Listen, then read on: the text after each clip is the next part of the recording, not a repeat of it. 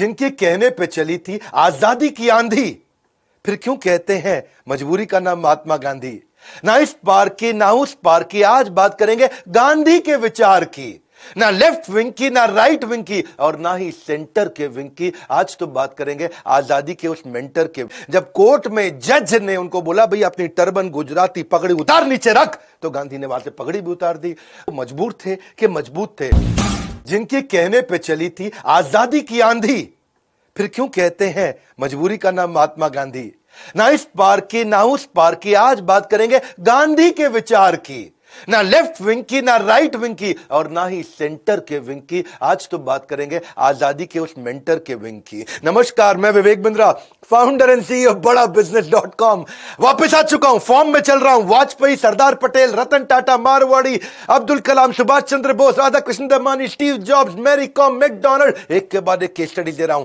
और वैसे भी आपने अगर इस चैनल का एक भी वीडियो देखे बगैर छोड़ दिया, समझ लेना अपने बौद्धिक विकास से नाता तोड़ दिया। पहले साउथ अफ्रीका की कहानी से शुरू करते हैं। मैं 10 कहानियां बताऊंगा मजबूरी का नाम महात्मा गांधी क्यों कहते हैं। किसी को नहीं पता ये बात, बहुत कम लोग जानते हैं मजबूरी का नाम महात्मा गांधी, लेकिन सब बोलते हैं मजबूरी का नाम महात्मा गांधी। मजबूरी क्यों है ये, मैं 10 कारण बताता हूं आपको एक एक चल के। वैसे तो मैं 100 बता सकता हूं, लेकिन थोड़ा वीडियो बहुत लंबा हो जाता है। एक गुजराती बिजनेसमैन हुआ करते थे, उनका नाम था दादा अब्दुल्ला। बात थी लगभग 1905-1906 की, और वो बहुत परेशान थे साउथ अफ्रीका में। इंडिया में गांधी को बिजनेस नहीं मिल रहा था, गांधी की हालत इंडिया में बहुत खराब थी। तो उन्होंने कहा कि आप साउथ अफ्रीका आ जाओ, मेरा केस लड़ो, यहां पे मुझे बिजनेस का लॉस हो गया है। और इनकी उन्होंने वहां टिकट करा दी। फर्स्ट क्लास में जब गांधी वहां ट्रैवल कर रहे थे तो साउथ अफ्रीकन अंग्रेजों को वहां पे बड़ा बुरा लगा। गांधी कैसे काला आदमी पहले फर्स्ट क्लास में बैठेगा, बाहर निकल यहां से। तो गांधी को जब डिपार्टमेंट वहां से कंपार्टमेंट से बाहर फेंका गया, गांधी को बुरा लगा, लेकिन वो कुछ बोले नहीं। गांधी को मारा पीटा भी गया वहां पे। जब कोर्ट में जज ने उनको बोला भाई अपनी टर्बन गुजराती पगड़ी उतार नीचे रख, तो गांधी ने वहां से पगड़ी भी उतार दी। गांधी वहीं रहे क्योंकि उनका 1 साल का कॉन्ट्रैक्ट था, और सहते रहे वहां पे। उनकी कई बार बेइज्जती हुई, सहते रहे। 2 कारण, एक पैसे की कमी थी, दूसरा 1 साल का वचन देकर के आए थे दादा अब्दुल्ला को कि ठीक है तुम्हारे लिए 1 साल तक केस लड़ूंगा। गांधी बाद में हीरो की तरह निकल करके आए। उन्होंने बाद में 1 साल कॉन्ट्रैक्ट पूरा होने के बाद सिविल डिसोबीडियंस मूवमेंट पहली बार साउथ अफ्रीका में चालू किया। पूरा दुनिया बाद में गांधी की बहुत तारीफ करी, और वैसे गोपाल कृष्ण गोखले ने तो उनको वापस बुलाया कि आप इंडिया में आओ, इंडिया में मूवमेंट लीड करो। 1915 में गांधी वापस लौटे, तो उस दिन को प्रवासी दिवस के रूप में मनाया जाता है। देखो, दिए हुए वचन को पूरा करने के लिए वहां पे अपनी पगड़ी भी नीचे गिराई, ट्रेन से भी निकाले गए, खूब बेइज्जती भी हुई, सब कुछ हुआ। वो सहते रहे। लोग कहते थे मजबूर थे। अब वो मजबूर थे कि मजबूत थे। उन्होंने इस अन्याय को सहा। आर्थिक तंगी थी उनके पास, उनकी नौकरी चली जाती, वहां से काम खत्म हो जाता, और 1 साल का दिया हुआ वचन जो था वो भी टूट जाता। कमेंट बॉक्स में मुझे बताओ कि गांधी मजबूर थे या मजबूत थे। दूसरी कहानी लेते हैं खिलाफत मूवमेंट की।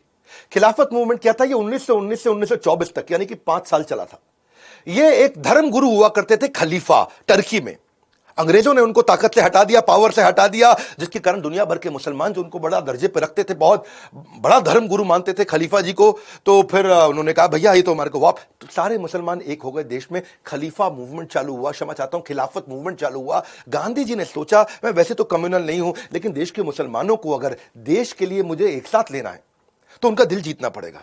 तो उन्होंने भी खिलाफत मूवमेंट में बड़ा बढ़ चढ़ के हिस्सा लेना शुरू कर दिया। गांधी ने किसी तरह से मैं मुसलमानों को भी साथ में ले लूं, मुद्दा तो देश का है, देश को बचाना है। अगर आज मेरा दिल जीत लिया मैंने इनका, तो मेरे साथ मदद करेंगे। तो खिलाफत मूवमेंट बढ़ने लगा इंडिया में। उसी दौरान साउथ इंडिया में 1921 की बात रही होगी लगभग, तब वहां पे लगभग 1500 हिंदुओं को मार दिया गया मुसलमानों के द्वारा, और 2000 हिंदुओं को जबरदस्ती उनका धर्म परिवर्तन भी कर दिया। जबरदस्ती जब उनका धर्म परिवर्तन किया गया, गांधी चुप रहे, क्योंकि गांधी उस समय मुसलमानों का दिल जीतना चाहते थे।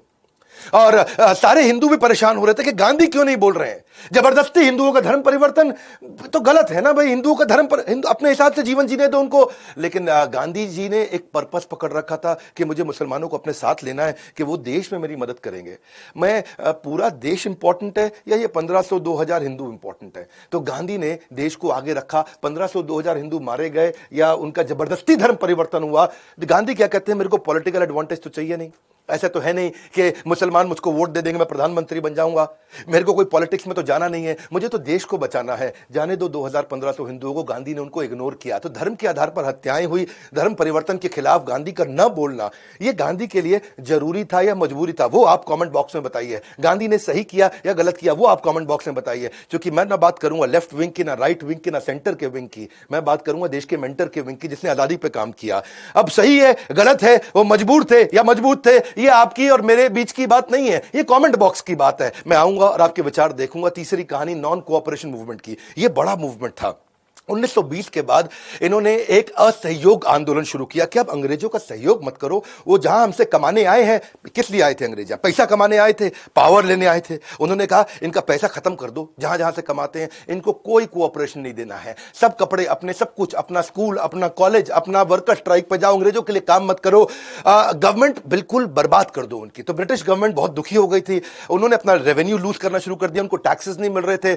सारे स्टूडेंट्स के लिए लीडर्स ने इंडियन अपने ही कॉलेज और अपने विद्यापीठ बनाने शुरू कर दिए। गुजरात विद्यापीठ, बिहार विद्यापीठ, तिलक महाराष्ट्र विद्यापीठ, काशी विद्यापीठ, बंगाल नेशनल यूनिवर्सिटी, जामिया मिलिया इस्लामिया, जो मोतीलाल नेहरू, पंडित नेहरू, सीआर दास, सरदार पटेल, इन सब ने कोर्ट के लॉयर हुआ करते थे, बड़े लॉयर थे, इन्होंने कोर्ट में जाना छोड़ दिया। स्वदेशी प्रोडक्ट यूज करेंगे, अपने देश का यूज करेंगे, तभी चरखे से आई आजादी बोलते थे ना, चरखे से आई आजादी। वही तो चरखा चलाया गांधी ने कि भाई इनका कपड़ा नहीं लेंगे, अपना चरखा चलाओ। गवर्नमेंट के इनकम एक्सपेंडिचर खराब हो गए, पूरे गवर्नमेंट की इनकम कम हो गई, एक्सपेंडिचर बढ़ गए अंग्रेजों के। तो ब्रिटिशर बहुत डिस्टर्ब हो गए थे। फरवरी 1922 की बात थी, उस समय लोग बहुत डिस्टर्ब हो गए थे वहां पे, और चौरी चौरा में बाद में पुलिस वाले जो बहुत तंग कर रहे थे, थाने को आग लगा दी और उसमें 22 बेचारे पुलिस वाले मारे गए। वो सही तो नहीं था, किसी भी तरीके से मारना नहीं चाहिए था उनको, लेकिन फिर उसके कारण बहुत दिक्कत बढ़ी। 228 लोगों को कोर्ट में ले जाया गया और 172 को डेथ पेनल्टी दे दी गई, 40 को जेल में डाल दिया। गांधी दुखी हुए, गांधी बोले मैं अहिंसा से चाहता था भाई, नॉन कोऑपरेशन मूवमेंट। ये पुलिस वालों को क्यों मारा तुमने, क्यों मारा? इस तरह तो for an eye will end up making the whole world blind. बोला अगर किसी ने तुम्हारी आंख फोड़ी, तुम उसकी आंख फोड़ो तो पूरा दुनिया अंधी हो जाएगी।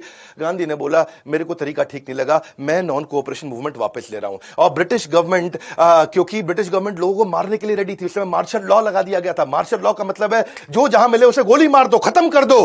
गांधी ने बोला ऐसे नहीं चलेगा, मेरा नॉन कोऑपरेशन मूवमेंट खत्म। इससे देश में बहुत लोग दुखी हुए।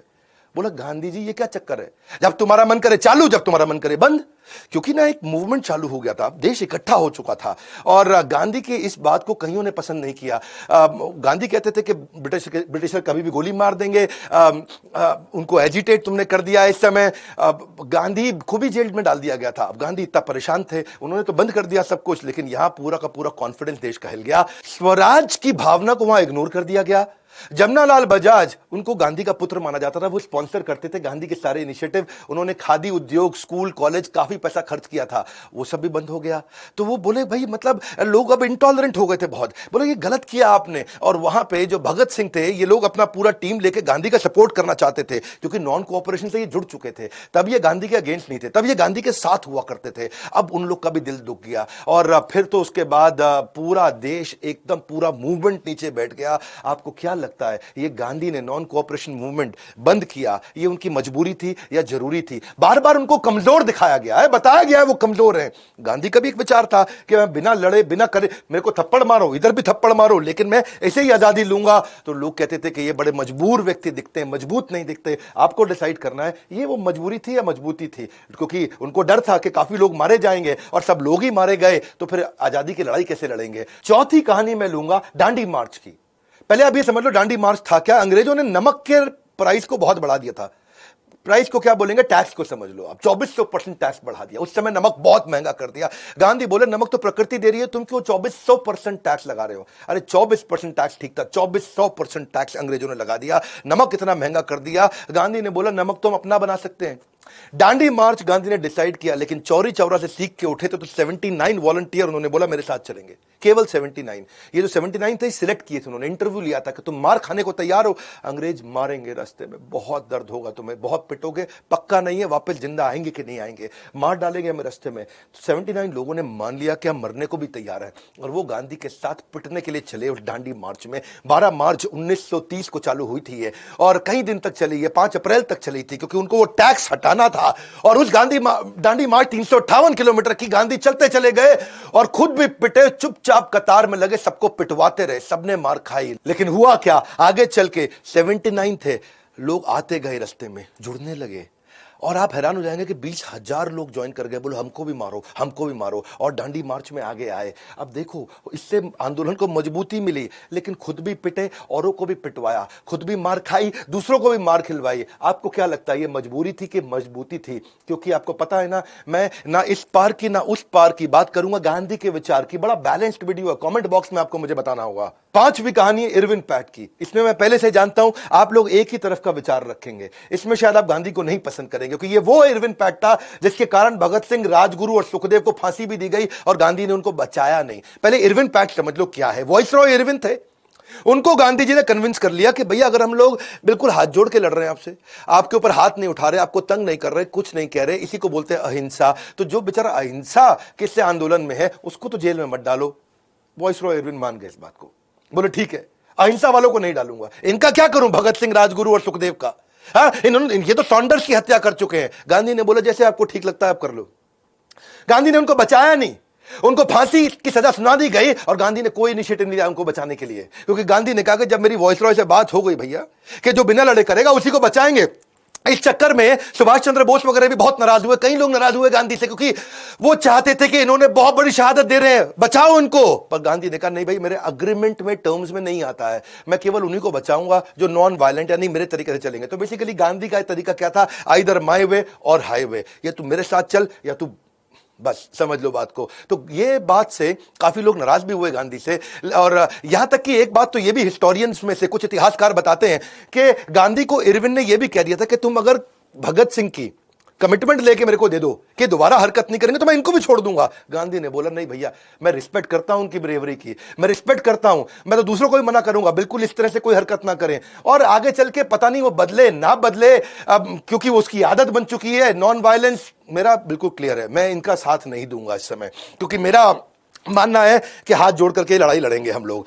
और वैसे फिर उसके बाद कई इतिहासकार ये भी मानते थे कि गांधी कहते कि चलो छोड़ो मत, लेकिन फांसी माफ करा दो, 20 साल की सजा दे दो, चलो ऐसा करो भगत सिंह को 10 साल की सजा दे दो, 5 साल की सजा दे दो, उस पर नेगोशिएट कर लेते। लेकिन गांधी अश्योरेंस लेटर नहीं दिया लिख करके, ब्रिटेन चले गए पीछे से। अब आप बताइए कि गांधी के लिए यह मजबूरी था कि जरूरी था? ये मजबूरी का नाम महात्मा गांधी, इसमें कहना ठीक है या गलत है? क्योंकि उन्होंने भगत सिंह को बचाया नहीं बिल्कुल भी। भगत सिंह चले गए, हमारे देश से इतना वीर सिपाही, आप डिसाइड आपको करना है, कमेंट बॉक्स में आप बताएंगे। छठा था कि कांग्रेस में, अब कांग्रेस बिल्ड हो गई थी, कांग्रेस बड़ी हो रही थी, ये छठी कहानी समझो। काफी सारे इनके जो हमारे प्रोविंसेस हुआ करते थे, प्रोविंशियल इलेक्शन हुए, बिहार, उड़ीसा, बंगाल, बॉम्बे, महाराष्ट्र, सेंट्रल प्रोविंस, आसाम, तो इसमें कांग्रेस जीतती चली गई और जो मुस्लिम लीग थी वो बेचारी हारती चली गई। कांग्रेस बहुत मजबूत हो गई, लेकिन कांग्रेस में आ गया करप्शन, और करप्शन जब बढ़ने लगा और सब लोगों ने बोला कि आपकी कांग्रेस में करप्शन, आपकी कांग्रेस में करप्शन, गांधी ने क्या बोला, बड़ी विनम्रता के साथ इस कांग्रेस को जमीन के अंदर गाड़ दूंगा, खत्म कर दूंगा। और दोनों को समझाया, पटेल, नेहरू, सबको समझाया कांग्रेस को बंद कर दो क्योंकि इसमें करप्शन आ गया है। पटेल, नेहरू बोले नहीं गांधी जी, अगर इस समय हमने ऐसा किया और करप्शन के चक्कर में इसको बंद किया तो मुस्लिम लीग फिर आगे निकल जाएगी, बहुत समस्या हो जाएगी। पंडित नेहरू ने अपोज किया, पंडित नेहरू ने बोला कांग्रेस तो मैं बिल्कुल नहीं हिलने दूंगा, ऐसी चलेगी। गांधी ने बोला लेकिन करप्शन बहुत है, फिर क्या किया जाए? उन्होंने कहा इस समय अगर हमने कांग्रेस तोड़ दिया तो पूरा देश टूट जाएगा, मुस्लिम लीग आगे आ जाएगी, हमें परेशानी होगी, अभी हम अच्छे से चला रहे हैं, हमको चलाने दो। कितना मर्जी करप्शन हो रहा हो गांधी जी, अभी नहीं छोड़ेंगे, हम कांग्रेस मैं लीड कर रहा हूं, मैं लीड करूंगा। नेहरू इस समय अड़ गए बिल्कुल। तो फिर बाद में उन्होंने बोला ठीक है ऐसा करो, तुम्हें जो करना है तुम करो। गांधी उस समय भी छूट गए, गांधी ने उस समय करप्शन पे कोई इनिशिएटिव नहीं लिया और उस समय नेहरू उसको लीड करते चले गए। और फिर गांधी ने ये कहा एक काम करना, जब आजादी हो जाएगी तब कांग्रेस को तोड़ के दोबारा चालू करेंगे। नेहरू ने कहा ठीक, बात ठीक लग रही है मुझे, बाद में देखेंगे हम लोग। तो कांग्रेस में फैल रहे भ्रष्टाचार के बावजूद कांग्रेस को खत्म ना करना या कोई बड़ा मजबूत इनिशिएटिव ना ले पाना, इसमें भी कारण था। यहां पे वो कहते हैं भाई कांग्रेस टूट गई तो देश टूट जाएगा। ये मजबूरी थी या जरूरी थी? क्यों कहते हैं मजबूरी का नाम महात्मा गांधी? ऐसे इंसान जिसने चलाई थी आजादी की आंधी। 7वीं कहानी, जाने अनजाने में ब्रिटिशर्स का वर्ल्ड वॉर 2 में भी सपोर्ट कर दिया गांधी जी ने। हाँ, वर्ल्ड वॉर 1 में तो किया ही था खिलाफ थे नेताजी सुभाष चंद्र बोस और बहुत से लोग, और सरदार पटेल भी नहीं चाहते थे कि हम ब्रिटिशर्स का साथ दें। वर्ल्ड वॉर टू तुम्हारी लड़ाई है दुनिया से, अबे तुम हमको यहां मार रहे हो, पेल रहे हो, सूत रहे हो, और फिर भी हम तुम्हारा साथ दें। गांधी वैसे शुरू में तो मना कर रहे थे, लेकिन गांधी अपने मूवमेंट में लोगों को अट्रैक्ट नहीं कर पाए, तनख्वाह दे नहीं पा रहे थे, पैसे थे नहीं। वहां 25 लाख लोग भारत के अंग्रेजों ने अपने साथ जोड़ लिए। उन्होंने कहा भाई तुम हमारे, हम तुमको तनख्वाह दे देंगे, हमारे साथ आ जाओ। ये लोग उनके साथ जाने लगे। गांधी का मूवमेंट इतना कमजोर था, यहां भी मारो, यहां भी मारो, यहां भी मारो, यहां भी मारो, और इस चक्कर में यूथ उनके तरह अट्रैक्ट हुए नहीं। हालांकि गांधी ने बाद में एक नया मूवमेंट, जिसको बोलते हैं क्विट इंडिया मूवमेंट, शुरू किया, लेकिन जाने अनजाने में फिर उन्होंने वर्ल्ड वॉर टू में उनको सपोर्ट किया, अंग्रेजों को। उनको बोला, मजबूती से यहां नहीं खड़े हुए, उन्होंने उनको समझाया कि अगर हम आपका साथ देंगे, आप हमारा भारत छोड़ देना, आप प्लीज हमारे को आजादी दे देना। अंग्रेजों ने भी बोला ठीक है, अगर तुम मेरा साथ दोगे तो आगे चल के हम तुम्हें आजादी दे देंगे। गांधी फिर अग्री कर गए कि ठीक है, ये हम साथ देंगे इनका विनम्रता से, क्योंकि ये हमको आजादी देने वाले हैं, इन्होंने हमको वचन दिया है। अब गांधी प्रेम से चलते थे, गांधी मार पिटाई में बिलीव नहीं करते थे, अपने शत्रु का भी साथ देने में बिलीव करते थे। शूद्रम हृदय दौर्बल्यम त्यक्त्वा उत्तिष्ठ परंतपा, ऐसा अर्जुन को कृष्ण ने बोला था। हृदय दौर्बल्यम, दुर्बल हृदय मत बनाओ अर्जुन, त्यक्त्वा उत्तिष्ठ परंतपा। उत्तिष्ठ मतलब खड़े हो जाओ, त्यक्त्वा मतलब त्याग के हृदय की दुर्बलता को। लेकिन साथ में फिर कृष्ण ने यह भी कहा कि तुम्हारा हृदय कोमल है। गांधी भी कुछ ऐसे ही थे अर्जुन की तरह, उनका हृदय बहुत कोमल था, और कोमल हृदय के चक्कर में शत्रु का भी साथ देने को तैयार हो जाते थे। सेकेंड वर्ल्ड वॉर में अंग्रेजों की मदद करना, यह गांधी जी की मजबूरी थी या उनके लिए जरूरी था? यह मजबूरी या जरूरी, यह निर्णय आप लेंगे। लेकिन आठवीं कहानी, यह मैंने पीछे एक बार बताई थी, उन्होंने पंडित नेहरू को प्रधानमंत्री बनाने के लिए चुना, जबकि सबने वोट सरदार पटेल को दिया। सबको पता है, सारे इतिहासकार जानते हैं, यह बात कई बार की जा चुकी है। सेकेंड वर्ल्ड वॉर के बाद ब्रिटिश सरकार कमजोर हो चुकी थी, बहुत कमजोर हो चुकी थी। उन्होंने बोला ठीक है, अब इतना कमजोर हो गए, हम छोड़ के जा रहे हैं। उधर सुभाष चंद्र बोस काफी अटैक करा चुके थे इंडिया में। तो जब ब्रिटिश सरकार ने कहा ठीक है, हम जाते हैं छोड़ करके, एक अंतरिम सरकार बना लो। अंतरिम सरकार में सबने वोट दे दिया। किसको? वहां से पंडित नेहरू भी थे, पटेल भी थे, आचार्य कृपलानी, राजेंद्र प्रसाद, खान अब्दुल गफार खान, सब थे।